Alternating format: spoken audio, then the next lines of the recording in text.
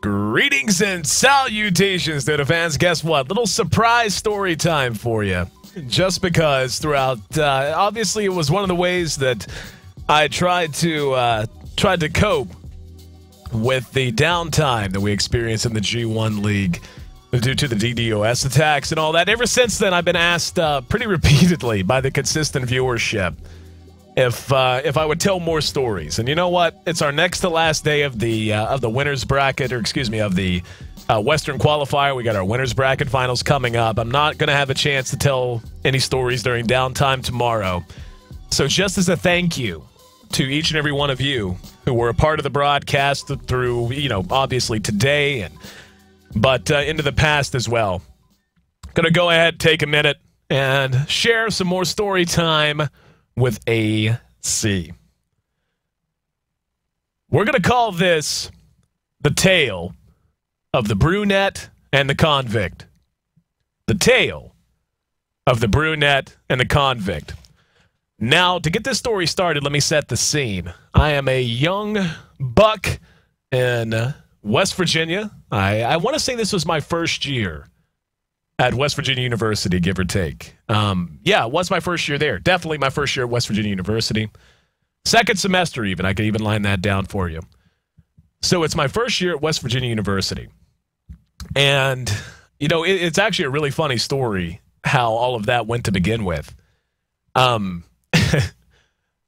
I've mentioned in previous stories, I had spent my first year home at community college, and wish I could look at that and say, well, I was just being responsible. I was trying to save money. I could knock out, all my starter courses at home and save money and, adjust myself to the No, it wasn't that. I was an 18-year-old smitten like crazy over this redneck girl that I was crazy in love with, and decided to stay home for a year to be closer to her. And of course, it ended horrendously because that's how those things go.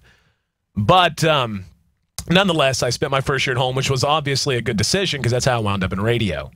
And, I worked in radio on and off for 3 or 4 years and all that fun stuff. But we're flashing forward now. This is after that year's under my belt, and I've just moved to Morgantown, West Virginia. And it's my first year, second semester at West Virginia University. Now, the way that all this went down was really odd as well. See, my best friend at the time, and he was I've mentioned him in a story before, a guy by the name of Thavy, who, if you remember in the tale of the beach and Cyndi Lauper, was the hero of the day who had fallen to his knees platoon style once he had found Brian's various sundries and such that he had lost.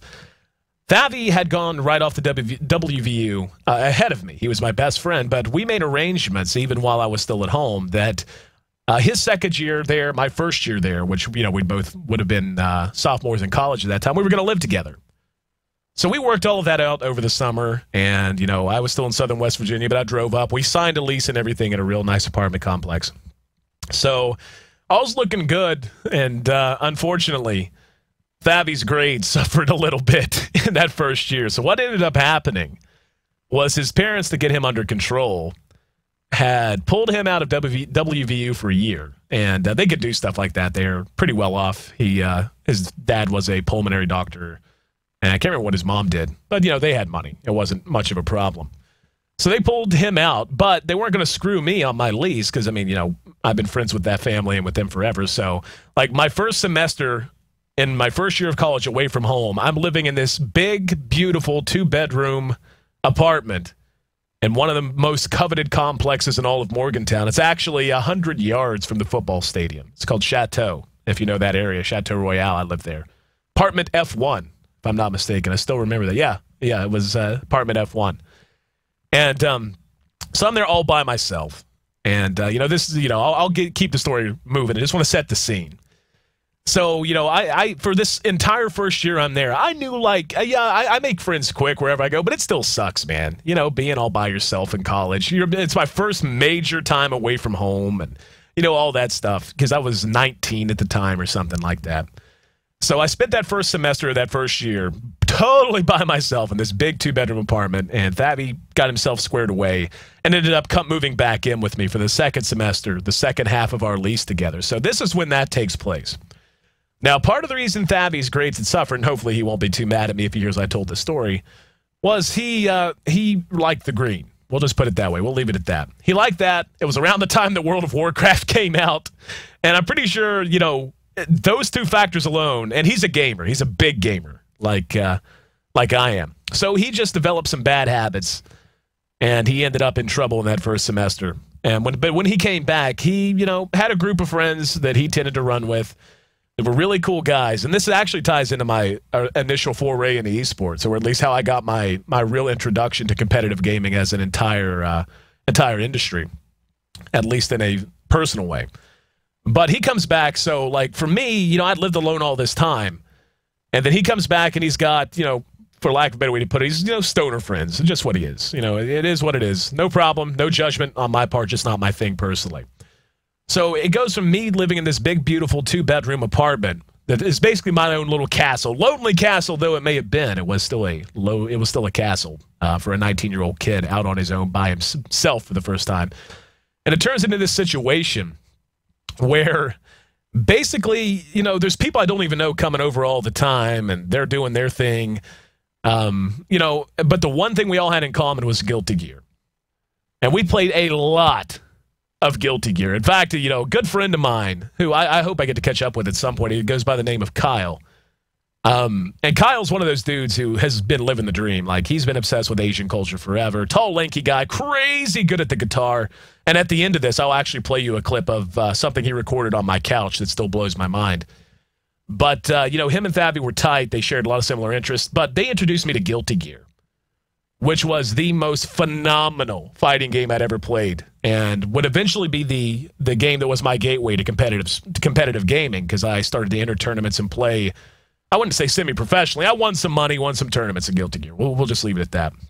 But anyway, as awesome as they were, and as awesome as that situation could be at times, there were some mixed crowds of people that he hung around. And again, you know, I'm not going to get too much into it because I don't want to make it embarrassing for anybody, but you guys know. We all know how, you know, we know those stoner guys that, while not bad people, hell, some of them are the nicest people you ever meet. There is going to be some checkered history, usually, with a crowd that really identifies with that kind of subculture. And, you know, I wouldn't say that Thabby was really a part of that at the time.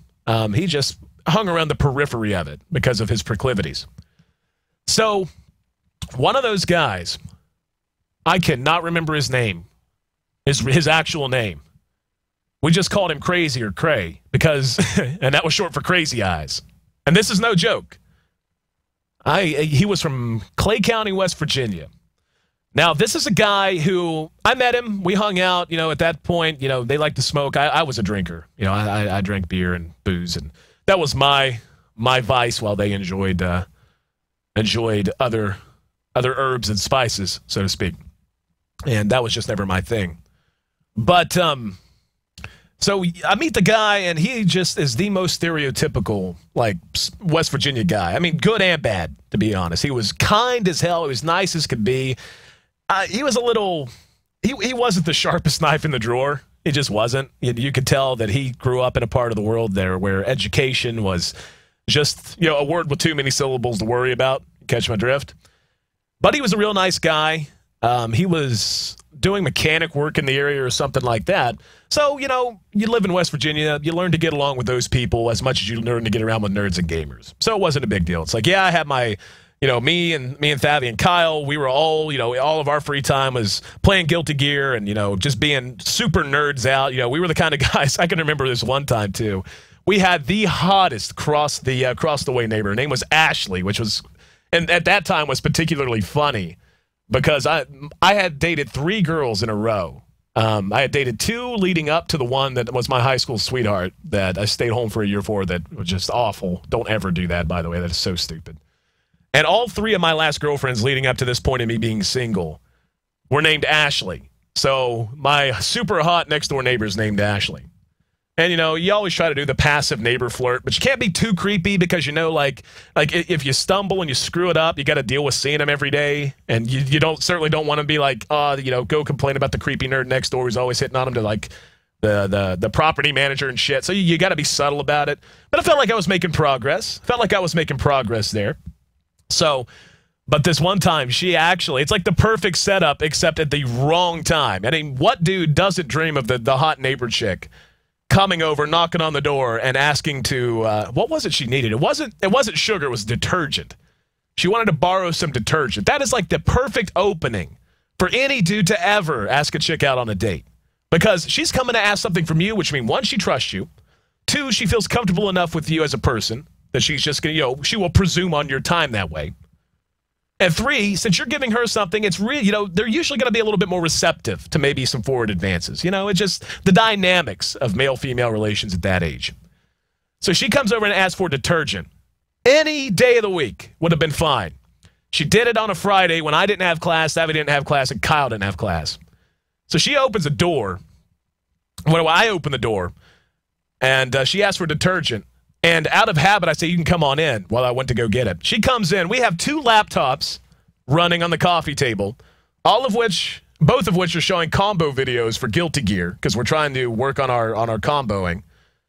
Our big TV is like a 42-inch, old school. I've still got the damn thing. It's a big Sanyo TV. Big one of those gray big Sanyo TVs. Everyone has owned one of those TVs at some point. They're like $100 for like 42, 50 inches. There's big, gray, behemoth Sanyo televisions. And on that, we've got Guilty Gear going. Now, here's the funny part and how far we took it at that time. We would mute the television, but then my buddy had imported the Guilty Gear soundtrack on CD and was playing it on our big sound system in the back. So we had the Guilty Gear soundtrack going while we were playing Guilty Gear, but it wasn't in-game because we liked the soundtrack version better. I mean, so you've got that blasting, which is just the most Asian-sounding music in history. You've got 2 laptops that are showing combo videos, and then you've got Guilty Gear there. And you've got, I don't know, probably 15, 20 cans of beer, Bubba Cola, and like Mountain Top, off-brand $1-a-case Mountain Dew knockoff stuff. And I'm in my PJs. And those guys haven't had a shower in 2 days because that's all they've done. I showered. They didn't. So, yeah, that was not the day to ask Ashley out, and I never got around to it after that. I was cock-blocked by Guilty Gear. But anyway, that was the state of things. Now, again, we had a lot of people in. It wasn't quite as bad as my 3rd year there, which I'm not going to get into that side of things. But our 3rd year there, I actually had a friend buy a barbershop sign that said walk-ins welcome and hang it on my door because 5-6 days a week was a party at that time. And that's how college goes. But, it wasn't quite to that level at that point. But we still had a lot of walk-ins. We still had a lot of folks. And again, it wasn't that I didn't like them. They were just not in my element. It just wasn't my scene. It tended to be pothead culture. I mean, call it what it is. So, anyway, I'm not really a big part of that. But I hang out with the guys, and I'll play Guilty Gear with the guys and drink a beer with the guys. One of them, I still cannot remember his name, but we called him Cray. And it was short for Crazy Eyes. If I could dig a picture up of him, you'd understand. But, again, not the sharpest knife in the shed, real nice guy. But the more time I spend around Cray, the more it becomes obvious that there's a little something off about his history and background. The first indication I had was one night we were drinking, and I noticed a tattoo on his leg that I hadn't seen before because it was winter, and he just happened to be wearing shorts, but most of the time he was over, he was wearing long pants. And, just being nice, making conversation, I said, I didn't know you had ink on your legs. What's that? Because he had shown me, like, tats on his forearm and all this shit. All this stuff, I should say. And he pulls it up.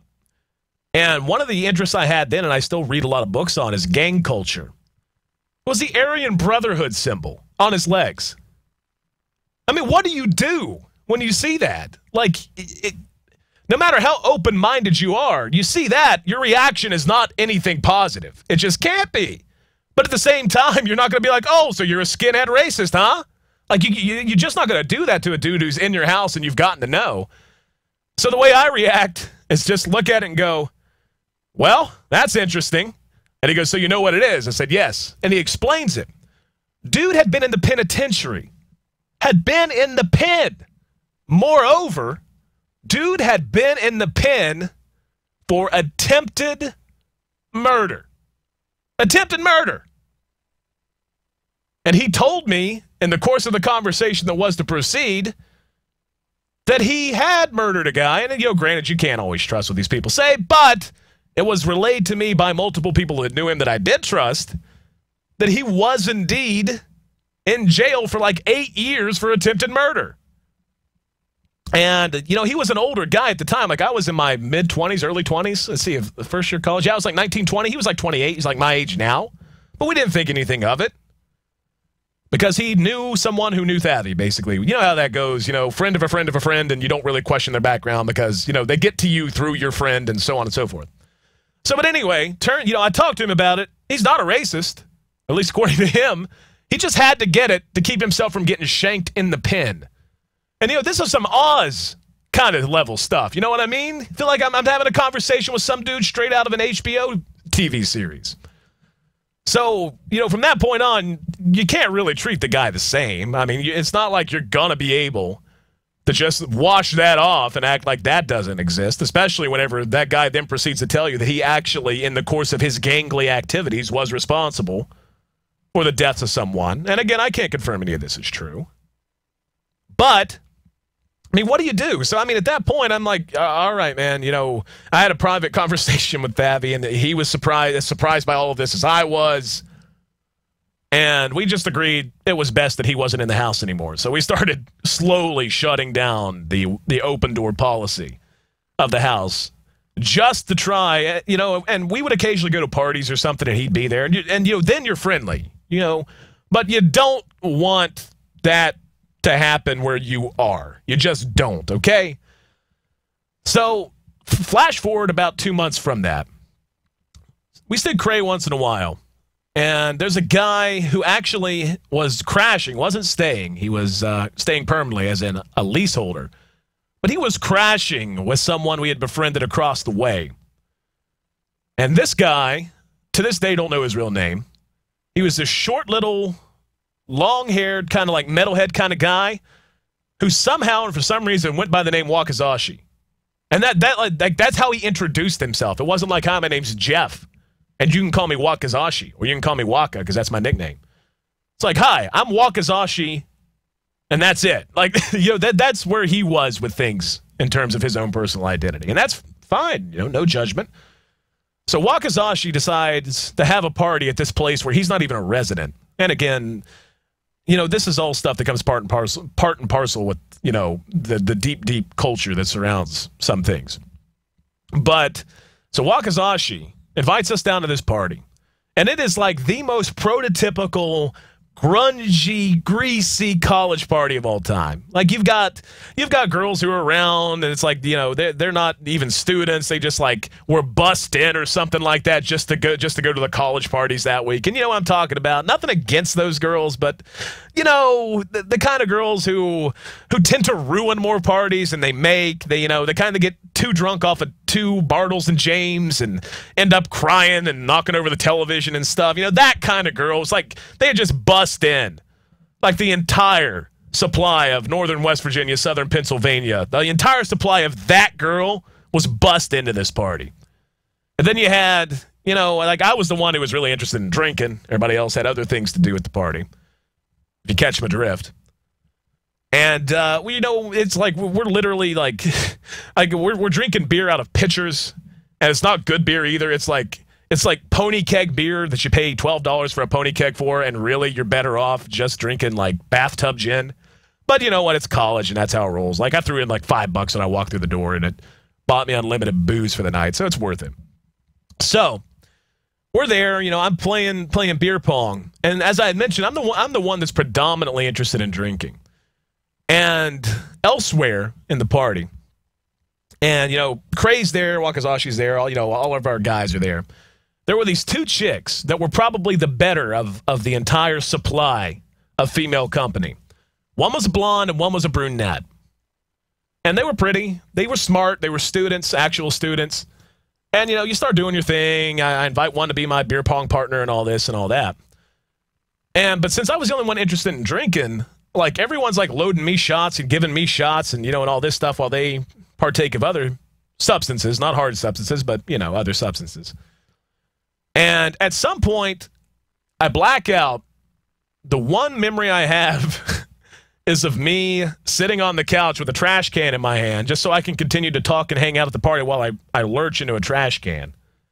And, intermittently between sentences. Careful about alcohol poisoning, kids. It is no joke. But, so I black out again and I'm gone all night. Just gone all night. Wake up the next day, don't remember a damn thing. I'm rolling around in bed. I'm miserable. I smell awful. And there is no worse smell than day-old beer. There is no worse smell than day-old beer, and that's how I smelled. I was a smoker then, so I basically smelled like light cigarettes and day-old beer. And anyone who knows that smell knows it's enough to make you sick and keep you in bed all day. But I roll around, I end up getting up, and it's funny the way I got up. I was hungover as hell, and I hear on my door just, guilty gear. Guilty gear. And that's Kyle harassing me because Thavy doesn't want to play, and I'm the only other guy that'll play with him. So he gets me out of bed, rouses me out of bed, and we get to playing Guilty Gear, and I've got this splitting headache. Thavy comes out and goes, holy crap, dude. Do you remember last night? I said, yeah, man, I'd had too much to drink, got sick, and I'm going to guess I walked home. He goes, yeah, that's part of it. Do you remember making out with the brunette? I said, no. I'm laughing about it. It's like, well, that's good for me, I guess. Shame I don't remember it. He goes, dude, you do realize that was the chick that Cray wanted all night, and he had just asked her out before you started making out with her. And, it takes a minute for this to set in. It's like, okay, let's rewind. Let's think about your night, Ayesee. You had a fun time. You played beer pong, got too drunk. You did what a 19-year-old does. And, by the way, underage drinking, don't do it. I guess I should qualify with that, but it's college. You're going to do what you do. But it suddenly hits me like a ton of bricks. I just made out in front of a convicted felon who has a propensity for violence. I did that to the girl that he was trying to hook up with all night. Didn't even know it. And the worst of it is I don't even remember it, so I get no benefit. Because how it is, you black out, somebody tells you it happened, it may as well not happened. It's not like I have any pleasure from the memory. It's all based on secondhand accounts. So, I don't know what to do. Like, I am in sheer panic. And again, if that happened to me now or something, you cope with it, But as a 19, 20-year-old kid, I'm terrified. Just terrified. This guy, again, and something I didn't mention about Cray, was the reason he was in Morgantown was to train with some fighting guy, because he was basically just doing mechanic work at day and training to be an MMA fighter at night. And it was bad news. It was bad news for old Ayesee. So, after much deliberation, a few more brewskis and a shot or two, I decide that if I'm going to get my ass beat, I'm going to get my ass beat with me facing forward and knowing it's coming. So I text him and tell him to come over. I didn't get a text back. Didn't get a text back. I did get this, though. On the door, about 10 minutes later. It's him. I open the door. He goes, sup. Doesn't come in. Normally, he'd say, he'd come in, shake my hand and all this. He goes, sup. I said, dude, listen. I invited you over because I was blackout drunk. I did not mean to do it. I really had no intention of disrespect, and the typical legitimate apologies kind of stuff. And he goes, you hold on, I'll be right back. Slams the door in front of me. I am literally worried to the point where I'm like, dude, if he comes back and he's got something in his hands, call the police, okay? I'm seriously this panics. I'm hungover and, I'm not really thinking straight. I don't really know what to think. And, I'm just hanging out, just waiting. I don't think he's going to show up with a gun or anything. I'm pretty resigned to the fact I'm likely to get an ass beating, if not that day, then the next day. But he comes back. Hear the knock at the door again. I open it. It's him and the brunette. He's got his arm around her waist, and she's looking at me. And, at that point, what do? You're forced to confront not just him now, but her. And for all I knew, I was a jackass, and she just kissed me to shut me up or something. As soon as the door opens, she sees my face, she burst into laughter. And I am informed that she's an old friend of his, and yes, he was trying to get with her, but they've been on and again, off again forever, and they're not in a committed relationship. And he then proceeds to hand me, and I still have this somewhere, I'm not sure where, he proceeds to hand me a cigar. And, at that time I didn't even smoke cigars. He hands me a cigar and says, dude, of all the people I know that know about my past, most of them would have never had the guts to call me and to tell me what happened and apologize to my face. Most would have just avoided me. But he gave me the cigar, and it was apparently a Cuban cigar that his uncle had brought back or something for him. I don't know. For all I know, he got it by shanking some dude in prison. I don't know. But the way it turned out, the tale, I can't remember what I called it now. The tale of the what in the brunette? It was the something in the brunette. The beer in the brunette, maybe. Something like that. Either way, whatever I titled it at the beginning, worked out fairly well because my convicted felon friend that I had no idea was a convicted felon until I had already befriended him, forgave me for making out with his on-again, off-again girlfriend when I was seriously just about to piss my pants as a 19-year-old kid, thinking I was about to get shanked standing in my own doorway. All right, guys, hopefully that scratches the story time itch. And hopefully that lives up to the standard of my other story times, which others have seemed to enjoy so much.